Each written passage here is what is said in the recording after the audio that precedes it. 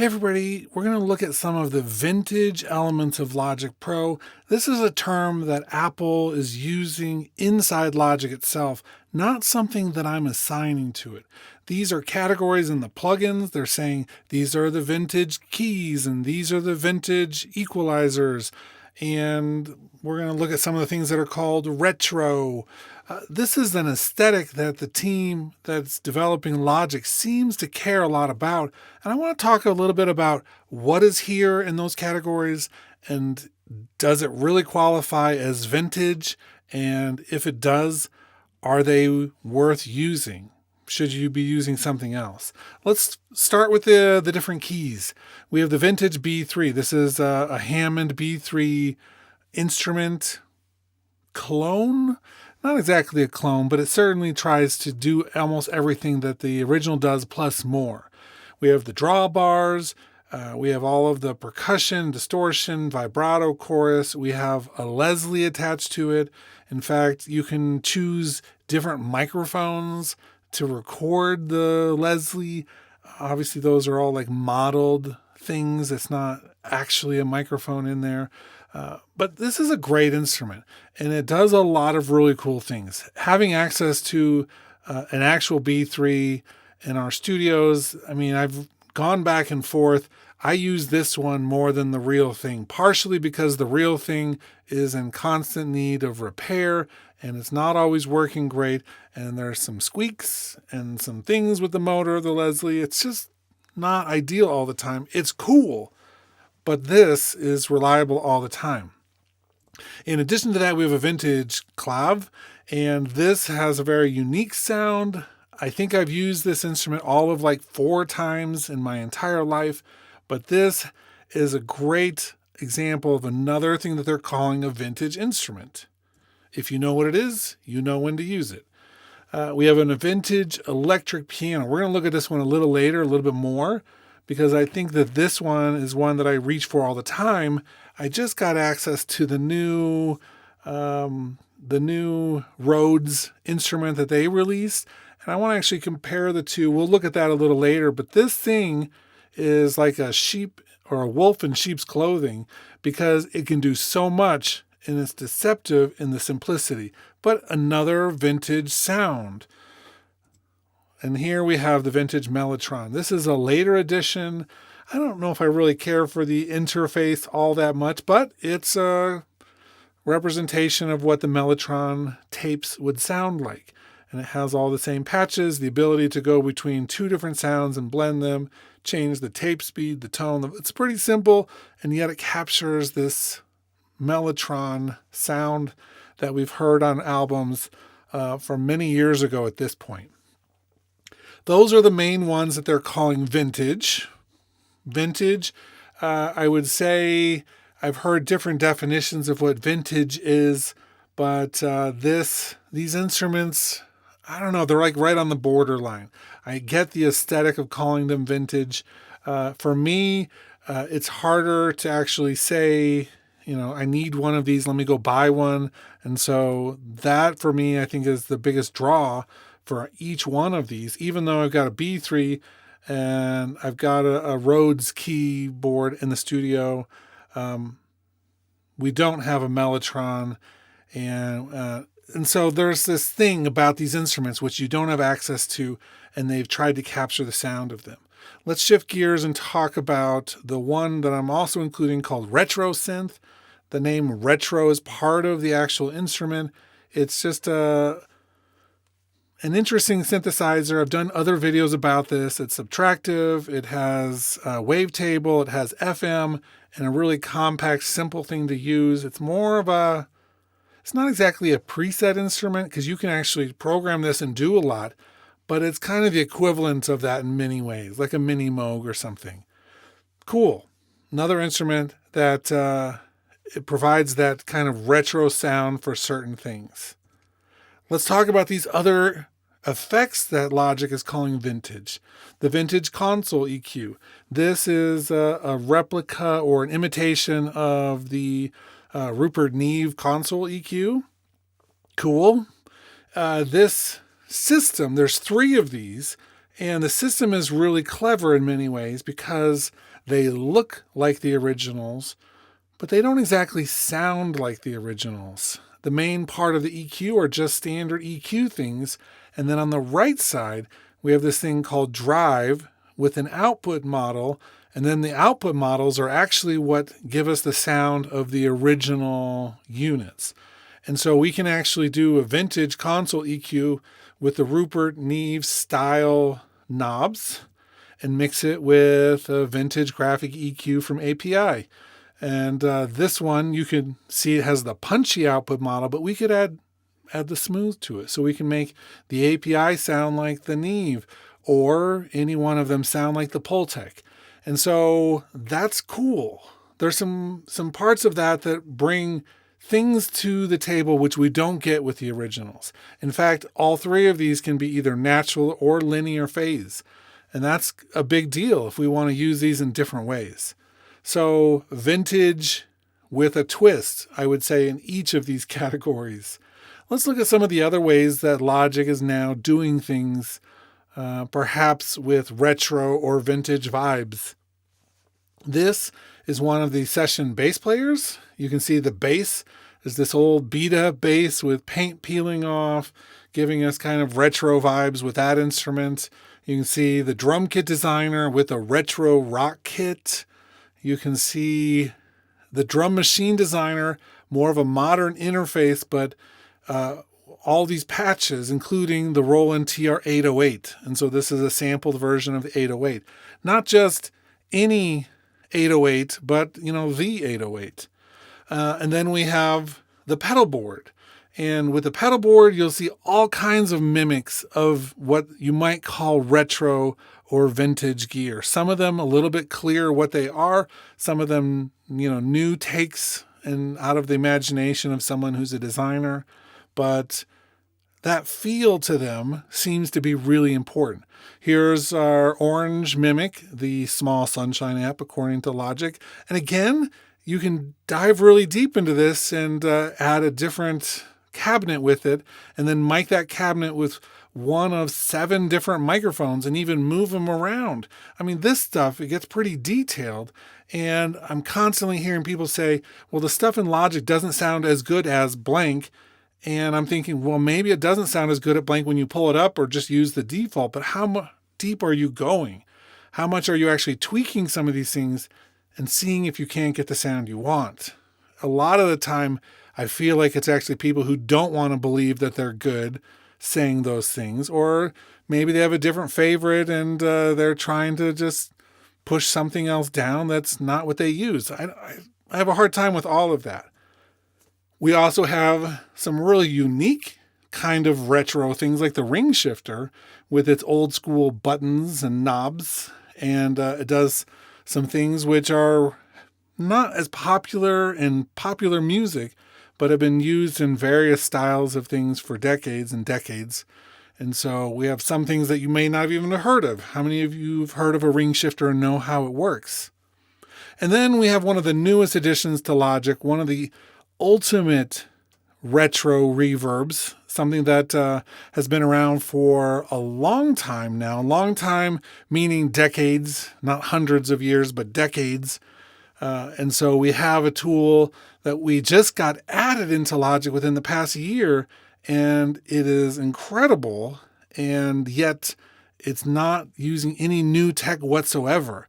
We're using something that's, 40 years, 50 years old in terms of its thought process and design. So retro, sure. Vintage, I'm not sure. I think vintage might have to be a little bit older than that, but it's cool. Certainly an amazing addition. So we have all of these things in Logic, and all of them are pointing towards, making music with tools that have been around for a long time. Some of them are not easily around even now. And so we're looking at using the tools of the people who have come before us in the industry and in music making and thinking, maybe if we use something that they used, it'll rub off on our music. Maybe there's something that we can achieve a vintage retro sound if we have the right vintage retro instruments and tools. So how do they stack up? I thought I would actually do this with one example. Let me pull up Logic.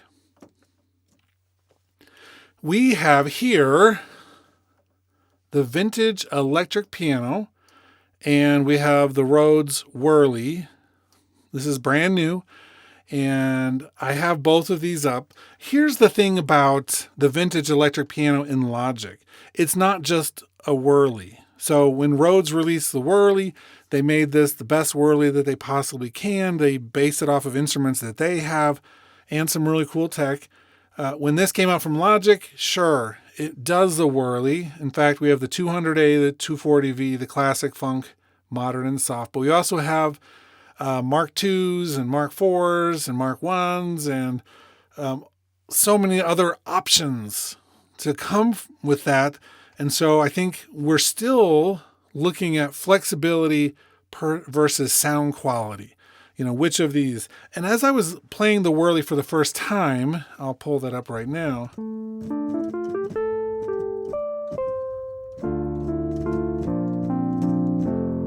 Right? I was thinking, man, and that's not the default. Maybe we can load the default in a second. They say the default, and then they actually do a couple tricks to make it sound more impressive.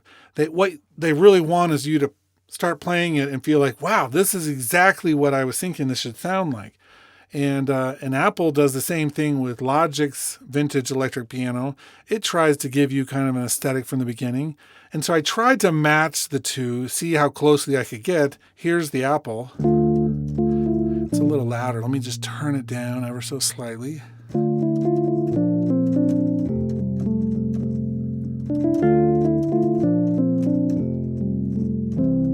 Right? It's different.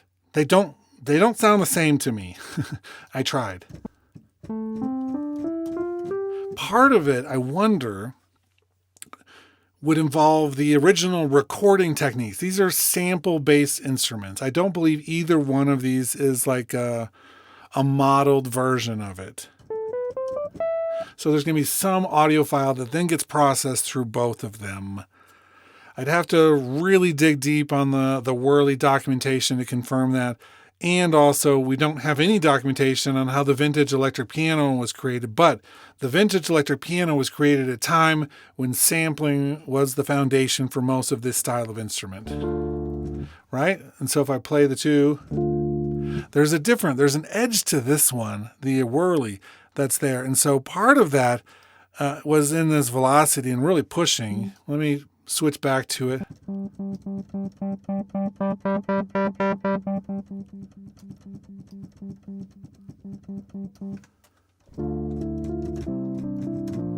Right, that gets a lot closer when I stop pushing the edges. And if I come into this and push the drive,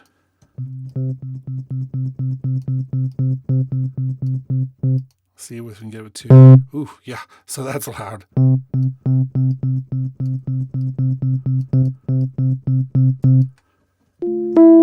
It's almost too much, too dynamic with that.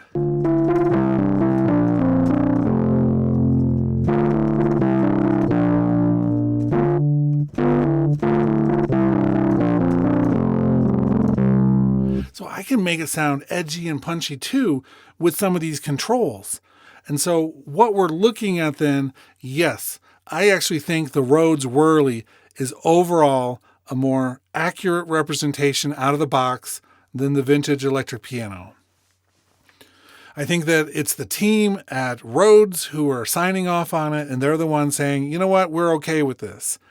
The vintage electric piano has been around for a while. I doubt anybody's actually working on it at all.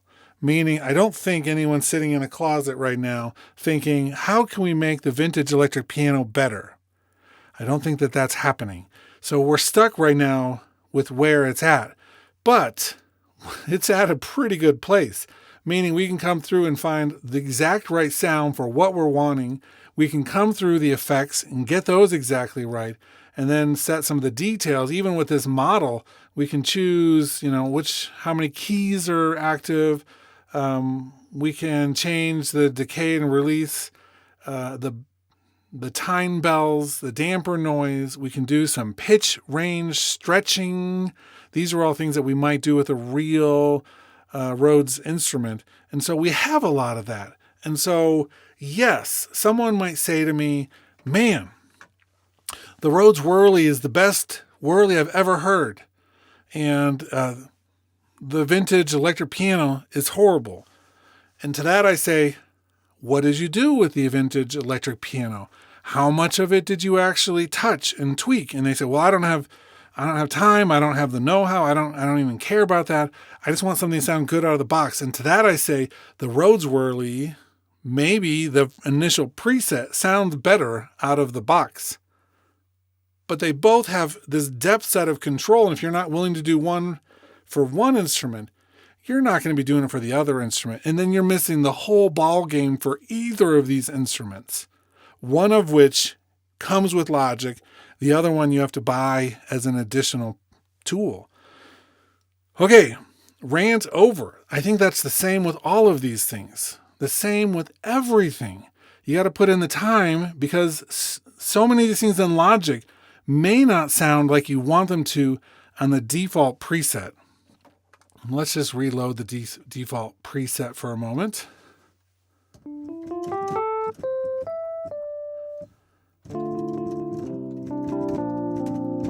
Right? No reverb, nothing. It has a little bit of EQ, drive chorus, and tremolo, and I use that preset all the time. I think it sounds great in a mix of instruments. Does it sound exactly like when I sit down with the actual hardware equivalent of that? Probably not, but you get to go through and actually adjust it. You get to change the drive and the EQ and the volume and the bass boost and all of those things to make it sound however you want. If you want to sound more like it's an actual instrument in a room somewhere, let's turn up the bell sound and the damper noise. That sounds more like the one in our studio, which needs a nice revamp, restoration, but it's there. So we have all of that stuff and we get to make it whatever we want. The vibe of all of the vintage and retro tools in Logic, they're just a vibe. And I like the vibe. I think when I go into a studio and I pull those up on a screen, if I'm with somebody like a student or a client, they all go, ooh, and maybe that's not important when you're doing audio things. The visual part of all of this should matter less than how it sounds. And yet here we are with tools that look great as well as sound great. And if they draw somebody in and it helps them figure out how they want it to sound, then who cares? Who cares how you got to the place? Just matters that perhaps there's something really cool that this represents. The visuals represent the vibe of the original hardware units, things that we don't have access to easily, things that are costly to upkeep, things that are nearly impossible to move around. I mean, which would you rather have, a laptop or a B3? Some of you may say, I'd rather have a B3. And to those of you, I'd say, you're crazy because a B3 sits in a room. And if you want to move it around someplace, it's impossible. It's not impossible. People have done it. But it's crazy to want to do that over having a nice digital replica to put into our music.